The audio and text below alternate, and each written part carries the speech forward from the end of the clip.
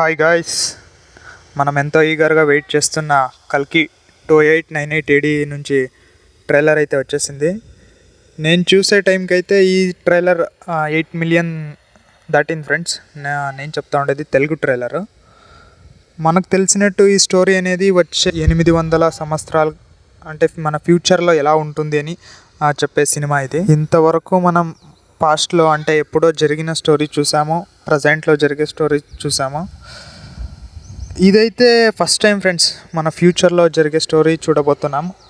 అంటే 100% ఇలానే జరుగుతుంది అని నేను చెప్పలేను, కానీ ఇలా జరిగే ఛాన్స్ అయితే ఉంది ఫ్రెండ్స్. సో ఇక లేట్ చేయకుండా మ్యాటర్లోకి వెళ్దాం ఫ్రెండ్స్. ఈ ట్రైలర్లో అయితే ఫుల్ ఆఫ్ యాక్షన్తో ఉంది ఫ్రెండ్స్. ఈ ట్రైలర్ మొత్తం ఫుల్ ఆఫ్ యాక్షనే.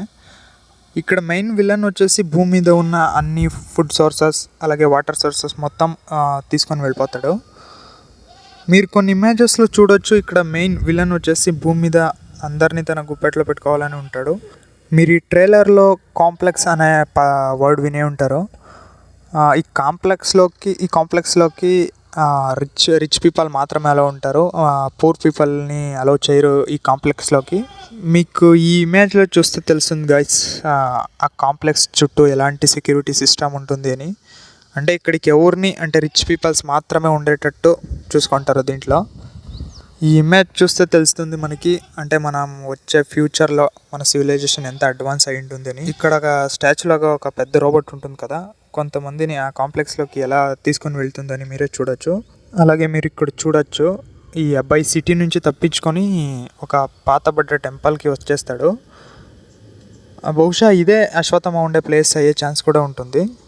అలాగే మీరు ఇక్కడ చూడొచ్చు, భైరవ చెప్తాడు ఆ అమ్మాయిని నేను మాత్రమే తీసుకురాగలను అని. అంటే ఇక్కడ అమ్మాయి అంటే దీపిక పడుకోనే గారు. తన కోసం భైరవ వెళ్ళినప్పుడే అశ్వత్థామకు మరియు మన భైరవకు ఫైట్ జరుగుతుంది అని నా ఫీలింగ్.